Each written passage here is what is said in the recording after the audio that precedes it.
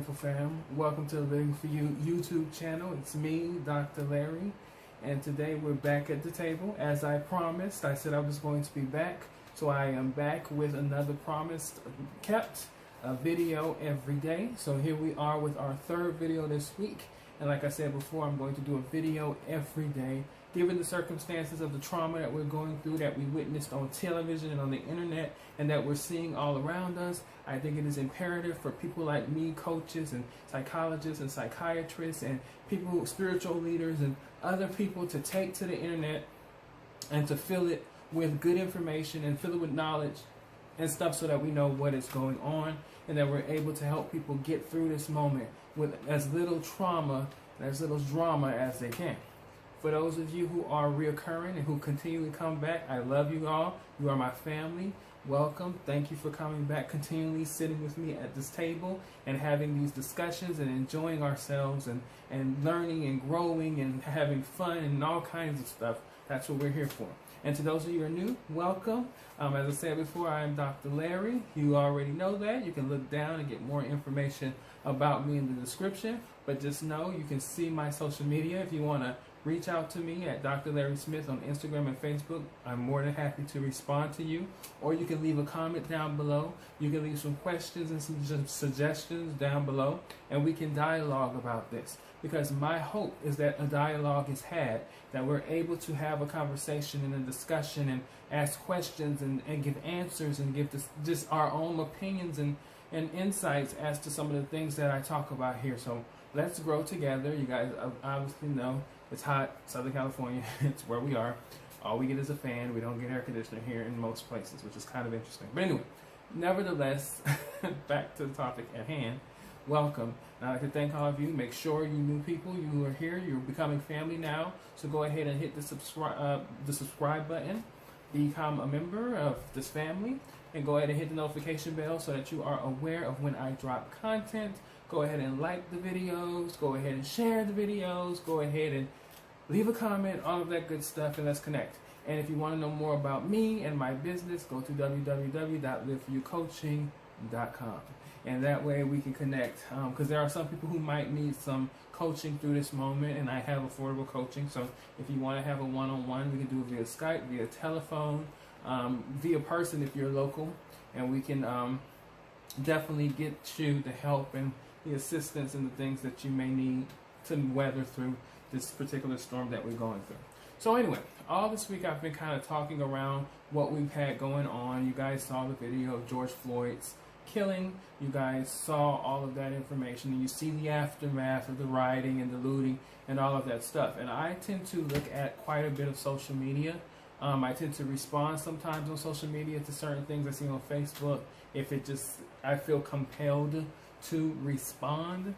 But I also I just read and I see different commentary on what's going on. A common one is about the rioting and the looting, and saying that it's killing the protest, and saying things like it's not protest to riot and it's not protest to loot, and that it's so un-American and that it's just a horrible thing. You have a right to your First Amendment right. And I'll put up the First Amendment here for those of you who don't know what the First Amendment says. But ultimately, in so many words, you have the right to freedom of speech, and you have the right to peaceful protest according to the First Amendment of the Constitution. And so people generally use that as a way of trying to squash out riots or protests. Now, mind you, we all know Colin Kaepernick took a knee and people got upset, and that you couldn't be more peaceful than not saying anything and doing really much of anything other than taking a knee during the national anthem in a protest for the exact same reason all the rioting and the looting that we have going on right now is going on. Lo and behold, that wasn't worth that was getting all kinds of backlash and saying he was unpatriotic and it was disrespectful to our troops and disrespectful to the country and to the national anthem. But it was a peaceful protest. It was his First Amendment right, and and no one wanted him to do that. Well, now guess what? There's a different kind of protest, and this protest is a lot more radical, a lot more volatile and violent than the Colin Kaepernick's protest. Now, let me give a disclaimer. My disclaimer is I am not a person who believes in rioting. I do not endorse rioting and looting. That's not something I endorse. I'm actually a non-violent Zen type person, so I do not believe in that kind of a response to things. But sub disclaimer, I am equally as mad and irate and upset about the society and all of the things that is going on as those people who are rioting and looting. I am just as upset, just as mad about it, because I hate racism. So, you know, so I'm kind of in a weird space of where I don't condone the rioting, but I'm also not going to sit up here and shame them in a huge way, because I'm just as upset. I sense the feelings and the pain and all of the stuff of seeing what we all saw as it relates to George Floyd. So, so that's my personal disclaimer on that. But I want to go deeper into the rioting, because what happens is when we have the conversation about rioting that's happening now, look at what these thugs are doing, and look at what these criminals and these terrible people are doing. And 90% of the time when you see it on the news, or when you see it on the internet or hear it on these shows, the image of it is a black person running around, going into a business, stealing stuff, breaking windows, vandalizing, when in reality, if you look at the video footage, there's a lot more than black people out there rioting. There's a lot of people of diverse backgrounds rioting, doing looting, and doing the same thing. And there's so much confusion as to who's part of the movement for justice for George Floyd, the peaceful protest, and who's rioting. It's confusing, chaotic, and to me, it's all over the place. But there's a lot of stuff going on there, right? So, rioting, you hear, oh, it's un-American.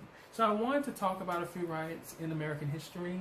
I wanted to kind of show you that actually rioting is quite common throughout United States history. I mean, we've had hundreds of them throughout United States history for various reasons, from big riots to small riots to all over the place riots. It's been a hot mess as far as rioting in this country, rioting and looting in this country. In fact, I actually posted a post out on social media, and it got quite some feedback, and it got some headway, and kind of went, not necessarily viral, but it can go. It might be on its way to doing that. I'll be happy for it to happen. But it is a picture of where I put the rioters during this particular protest that we have going on today, and I did a collage of that and the American Revolution picture of Paul Revere after the Boston Massacre, and implying that the same reason the people were rioting and looting and doing what they were doing after the Boston Massacre is the same reason people are rioting and looting now. The killing of an unarmed person for really what it seems to be no real apparent reason, even though, truthfully, the American Revolutionary period, they were actually throwing stones and sticks and other things at those soldiers before they were killed. You know, the 5 people who were killed in that March day, Christmas Addicts, in 1770. But nevertheless, the rhetoric, the propaganda behind it is that they were unarmed and that these soldiers just mercilessly killed them and slaughtered them, and they became kind of these martyrs to including a black man, Christmas Addicts, like I said. They became martyrs to the American Revolution and the revolutionary spirit, and it represented America. But after they were killed, they were rioting in the streets. People were tearing things up. They were tearing Boston down. Not to mention the Boston Tea Party. You guys remember that Boston Tea Party? Yeah, we talked about that in elementary, middle school, somewhat at high school. We learned about how they dressed themselves up as Native Americans, and they went into the Boston Harbor on those boats, and they tore up all that tea and dumped it into the Boston Harbor. Thousands of dollars worth of tea. That's looting. That is looting. And that was considered patriotic, and the founding and the beginning and the movement that was spurring into what would become the American Revolution that would lead to the creation of this country. So even before this country was created, there was rioting and looting, and that was just one incident. There were many throughout the 13 colonies at that time. That's why it had to be placed in the Constitution by James Madison that citizens have the right to peacefully protest, right? He made sure he put that peacefully protest because they believed in the right to protest. They believed in the right to speak out against their government, but he said peacefully protest because there have been several riots, including Shays' Rebellion in Massachusetts again, and other riots throughout the country even before it was an established country. So they had to kind of establish some kind of law and order in their minds. Peaceful protest. All right, so I know people are saying, well, you know what, that's over 230, 240 years ago. So why are you bringing up stuff old from the past? We're obviously more evolved now than we were then, or we don't handle our business like that now. We take the Constitution well more seriously than we did then, because now it's an actual thing that's been around for well over 230, 240 years. Okay, let's talk about the 20th century, shall we? Let's go back about 100 years or so, and then let's build our way up to more modern times and see how that plays out. All right, there you go. So, the very first one I'd like to talk about would actually be a riot that took place after a boxing match. And this is actually very interesting because Jack Johnson is a black man. Jack Johnson was the very first African American to win the World Heavyweight Championship boxing match ever, right? And back then, boxing was a mega sport. We barely had TV, but we had radio, and people were hearing this, and they were hearing that this black guy had been winning all these boxing matches, and then they put him against the greatest white fighter. And at the time, the greatest white fighter was a guy named James Jeffries. And we're talking right around 1910, right? 1908, 1910. And James Jeffries was considered the great white hope. He was supposed to be this guy who was going to come in and knock out this black guy who has been demolishing and beating people up in the boxing match in a huge way. And so they set their match up for July 4th, 1910. And on that particular day, it was supposed to be this white guy was going to take down this black guy, and it was going to be this big situation of white supremacy rules again, right? Yes, that's what's supposed to happen. Well, what wound up happening is Jack Johnson beat the hell out of James Jeffries and won that match. Yeah, he won.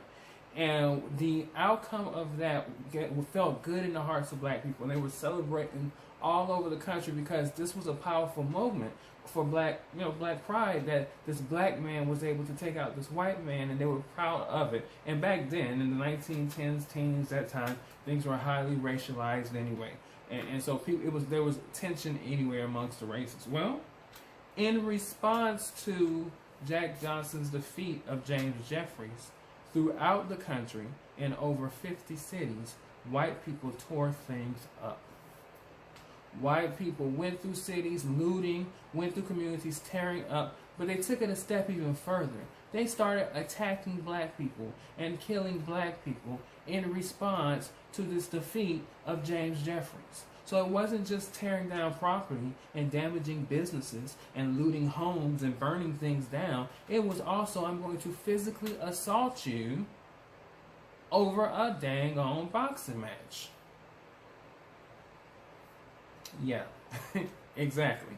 And this went on for days and weeks, and it just kept going on and on to the point where in 1910 alone, after that fight, some 67 African Americans were lynched for no reason.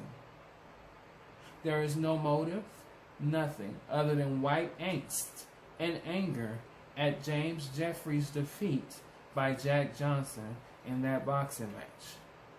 But wait a minute. Rioters who tear down things are thugs, and rioters who do things like that are criminals. What is that? What was that? Right? That was sheer anger that was happening there, and justified, right? Justified. You came in on our holiday, July 4th, and you beat down our great white hope, and you think that we're just going to let that slide, and they didn't want to let that slide because of that. Then in 1919, there's a riot in Chicago, right? And the story of what happened was there's these young men who were swimming, African Americans swimming in this lake. And the white gentlemen came and they were throwing rocks at them and kind of harassing them and saying this is not where you swim, segregation, discrimination, all those types of things. And one of the black men, because he was hit in the head with a rock, he fell out and he wound up drowning. And what wound up happening is his friend came and made a scene, was going to fight. It got kind of rowdy and all of those things because those white guys legitimately killed his friend in that lake. Well, when the police came, because the police came, instead of listening to the black guy and let him tell a story and the white guy's getting arrested for homicide, they took him away to jail. And that led to a riot in the city. We had one of the earliest police riots. Now, mind you, some of these riots, most of these riots are going to be police-based riots because this is what this is a police-based riot. And so I'm going to just kind of focus a little bit about that. But just know that police-based riots have happened all throughout history, whether it was labor union riots like the Haymarket riot back in the 1800s or others. So this is a commonality that police come in and there's some hostility and there's tensions between people and the police, and next thing you know, it leads to all-out chaos and sometimes even death. That's just a commonality in this country. And there's been at least dozens of those. So anyway, so the man's arrested, and what winds up happening is it creates a riot in the city of Chicago in 1919 over that situation. Fast forward a little further, 1965. A young African-American man, unarmed, is killed by a police officer in Watts, California. Watts, California is not that far from South Central LA, where the 1992 LA riots took place. And he was unarmed, and he wound up getting into a little scuffle with the police, and that scuffle turned into them killing him. He had no guns, no weapons, he was unarmed, he was killed.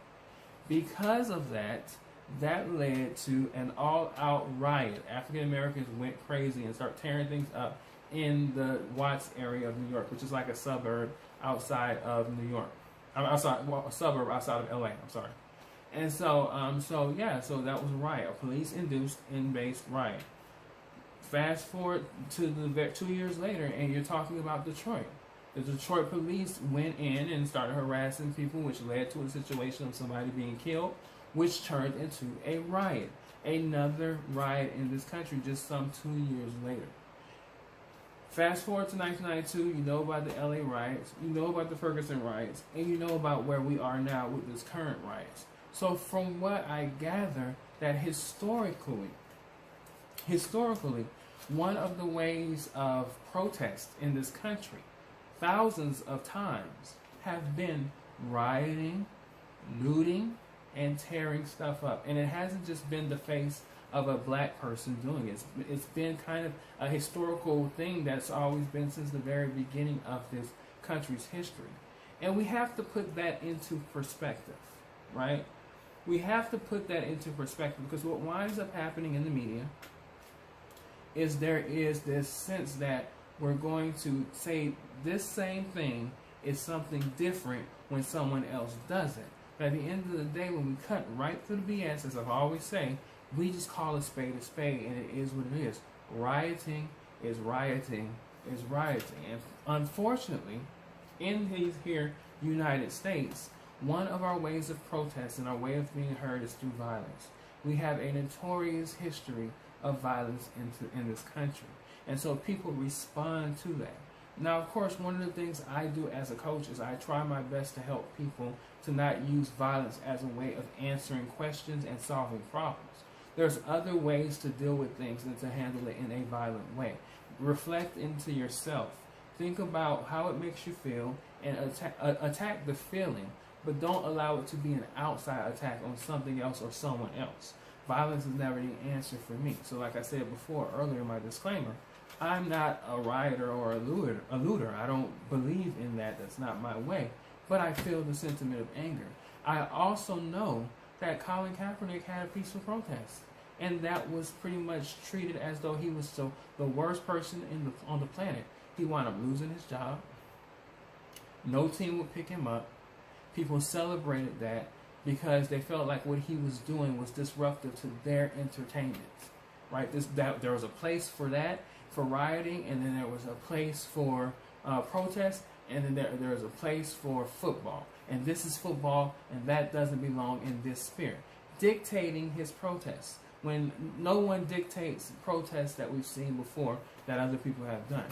And so I think it is important that we understand that what's happening here is a discourse of trying to control how the protest looks, how the protest feels, how the protest is implemented.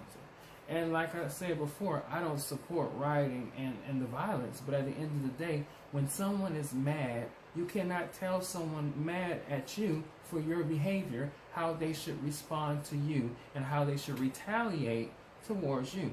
You just need to figure out a way of dealing with the retaliation in a healthy way from your perspective and listen to what's being said to you. And I think that that's the solution, to this situation. Okay, if we want this rioting to stop, let's just stop talking and let's listen to the requests. And let's listen to the needs that need to be met by these people who are rioting. Because I believe a lot of them are young. But I don't know. Like I said, I'm not out there and I can't really speak for what's going on out there. But I do believe that a lot of them are young. So why don't we stop and we listen and we implement some of the changes and the things that they're desiring into actions. But to try to dismiss looting and rioting as something that criminals and horrible people and thugs and just all-out bad people doing out there in these streets, and saying that this is not the American way, we're peaceful protest, protest is not rioting, rioting is not protest, that is fundamentally false. That is not the case. I can go back in history and I can give you many examples of how rioting has been used as a tool for protest in this country, at least thousands of times in this country. And I can go back and find some situations in rioting in which it wasn't over anything that deep. My very first examples of the Jeffries Johnson riots, Jack Johnson, James Jeffries riots, was absolutely racism at its highest. It was not needed to be an actual riot over that fight. James Jeffries lost fair and square. Jack Johnson was the heavyweight champion of the world in 1910. And so it should have just been left at that, but instead there was a riot. It's not the only sporting event that has been rioted about as well, that has been rioted about as well either. So at the end of the day, while we don't care for looting, while we don't care for the rioting, we need to just buckle down for whatever riot we're on right now and try to figure out a way so that we can try to quell some of this rioting and we can resolve the issue in a positive, healthy, peaceful way if possible. But the first way to start that process is to sit back and listen and not judge the people for rioting because it's not something you would do. And not judge the people for looting because it's not something you would do. No, it's not your protest. It's not my protest. But at the end of the day, it's an immediate response of anger. And not everybody has a mastery over how they project their anger. And we have to embrace that, accept that, own that. But we also have to know that aside from the looting and the rioting, there's actually a real issue called racism. That is the root, that is the core, that is the cause. And until we deal with that in any kind of meaningful way, things like this will continue to happen. We'll have another LA riot, we'll have another Chicago riot, we'll have another Ferguson riot, Charlottesville situation, all of these things that are happening because at the core is racism.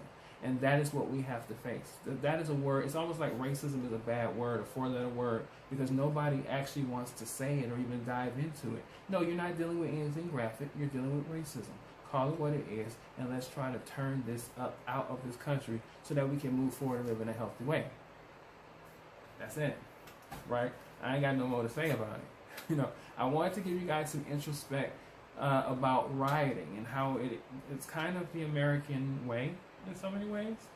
We've done it for so long, it is the American way. And so at the end of the day, we have to be able to just deal through it, build through it, learn from it, and hopefully not repeat it. Remember what I keep saying. Thank you for coming back. I'm glad you guys enjoy listening to me because I enjoy being here talking, and I'm going to be here all this week putting out this content because this is an important moment in history. It's a sensitive, tense time. It's a time for traumatic that we need to deal with, and so we're going to deal with it together. And so like I said yesterday, I look forward to being with you here tomorrow, same time, same place. I will see you in the next video.